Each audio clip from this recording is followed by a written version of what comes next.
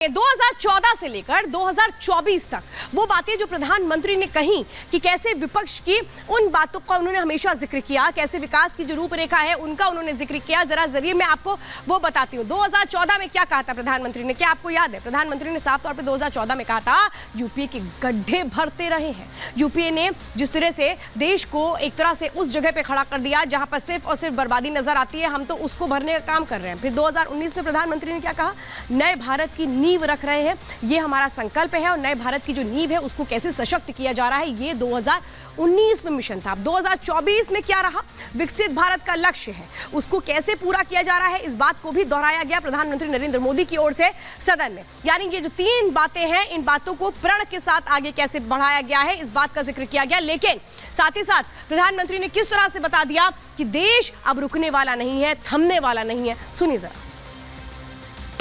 कांग्रेस का विश्वास हमेशा सिर्फ एक परिवार पर रहा है। कुछ दिन पहले भानुमति का कुनबा जोड़ा, लेकिन फिर एकला चलो रे करने लग गए। एक दूसरे पर विश्वास नहीं है तो ये लोग देश पर विश्वास कैसे करेंगे? पूरा देश कह रहा है अब की बार, खड़गे जी भी कह रहे हैं। देश का मिजाज एनडीए को तो 400 पार करवा ही के रहेगा, लेकिन भारतीय जनता पार्टी को 370 सीट अवश्य देगा। तो प्रधानमंत्री नरेंद्र मोदी जो कह रहे हैं कि भाई मेरा तो थर्ड टर्म भी बहुत करीब है। अब थर्ड टर्म करीब होकर के जो बात कह रहे हैं उसमें बीजेपी की कितनी सीटें कह रहे हैं और एनडीए कितनी सीटें कह रहे हैं, जरा ये मैं आपको बता देती हूँ। और मुझे लगता है इन सीटों में तो अब विपक्ष ये सोच रहा होगा कि हमारा क्या होगा, हमारे पास कितनी सीटें आएंगी। देखिए बीजेपी बिल्कुल क्लियर है, प्रधानमंत्री नरेंद्र मोदी ने कह दिया है 370 तो हम ला रहे हैं, 370 से कम तो हमें नहीं आ रही हैं। लेकिन अगर आप एनडीए की बात कर लेते हैं, यानी बाकी घटक दलों की बात कर लेते हैं, तो उसके साथ मिलकर के कितनी सीटें आने का अनुमान लगाया जा रहा है? 400 सीटें आने का अनुमान लगाया जा रहा है। यानी इसमें तो कहीं भी विपक्ष की कोई गुंजाइश नजर नहीं आती है। विपक्ष जो बीजेपी को हराने का फॉर्मूला तय कर रहा था, विपक्ष जो एनडीए को हराने का फॉर्मूला तय कर रहा था, वो फॉर्मूला ही कैसे फेल होता नजर आ रहा है, ये इस आंकड़े के जरिए बिल्कुल क्लियर समझ में आता है। और ये बिल्कुल क्लियर मैसेज दे रहा है कि चाहे कोई कितनी जोर लगा ले, वो इस बार कामयाब नहीं होगा, क्योंकि इस बार का जो फॉर्मूला है वो बिल्कुल सेट है। 400 सेट है, बाकी के लिए विपक्ष जो है वो अपनी लड़ाई लड़ता रहे। यानी कि 1-2 सीट अगर आ जाती हैं, 10-12 सीटें आ जाती हैं, तो फिर उसी में खुश हो जाओ, बस इतना ही मिल सकता है। लेकिन आज बहुत बड़ा संदेश प्रधानमंत्री नरेंद्र मोदी ने दिया भविष्य की उस रूपरेखा को लेकर के, जो उनके मिशन को और उनके संकल्प को साफ तौर पर जाहिर करता है। देखिए एक रिपोर्ट।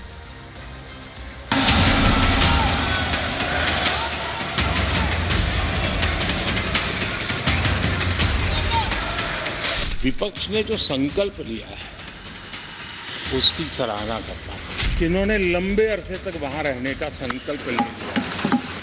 पूरा देश कह रहा है अब की बार, खड़गे जी भी कह रहे हैं,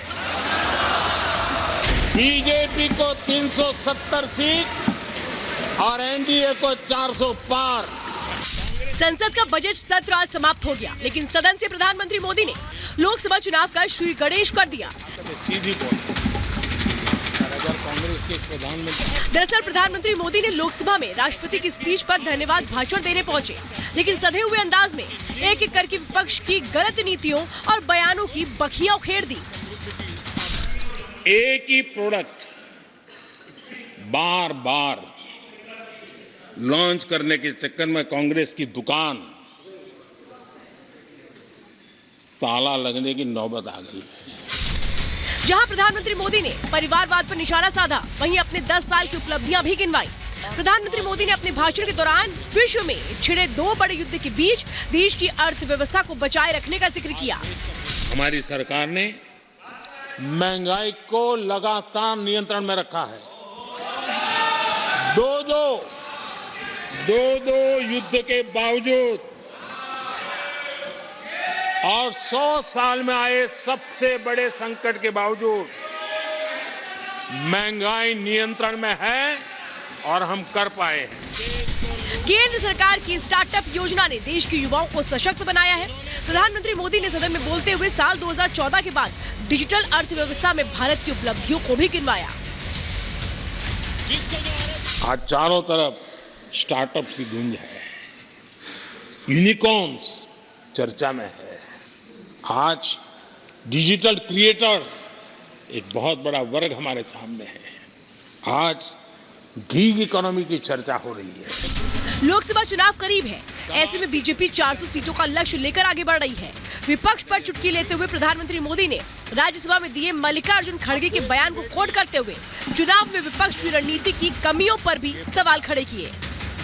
पूरा देश कह रहा है, अब की बार खड़गे जी भी कह रहे हैं, देश का मिजाज एनडीए को तो 400 पार करवा ही के रहेगा, लेकिन भारतीय जनता पार्टी को 370 सीट अवश्य देगा। संसद में प्रधानमंत्री मोदी विपक्ष पर जमकर निशाना साधते नजर आए। विपक्ष आज चुनाव के लिए अब तक रणनीति नहीं बना पाया, वहीं प्रधानमंत्री मोदी ने अपने भाषण के जरिए बता दिया कि वो थर्ड टर्म के लिए तैयार है। साथ ही प्रधानमंत्री मोदी ने अपनी थर्ड टर्म में विकास के विजन को भी साफ कर दिया। Bureau report, Republic.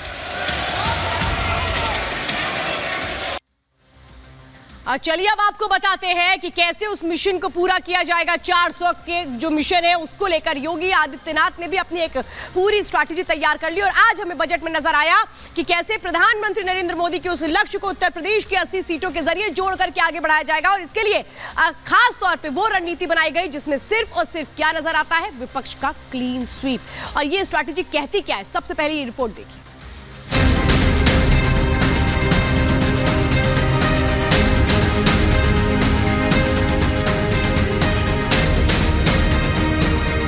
दिल में जब मचलते हैं, आंधियों में चिराग जलते हैं। पैदा नजर नजर में एक ऐसा मुकाम कर, दुनिया सफर करे तेरे दामन को थाम कर। आँख का हर अश्रु कल हंसने लगा, जल रही है आग ये संगीत में, जगमगाता है हृदय का अंधकार, कष्ट परिवर्तित हुए हैं गीत। तो वो देता है कोई नाम तक भी खानदानों का, और किसी के नाम से मशहूर होकर गाँव चलता है।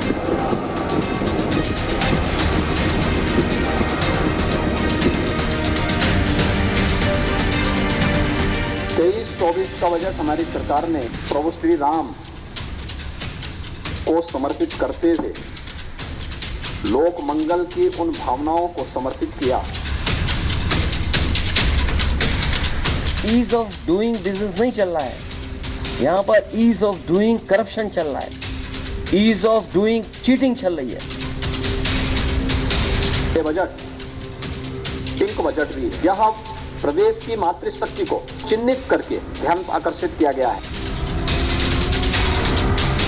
जिनको माउस चलाना ना आता हो, उनसे क्या उम्मीद करोगे कि बजट कैसा देंगे?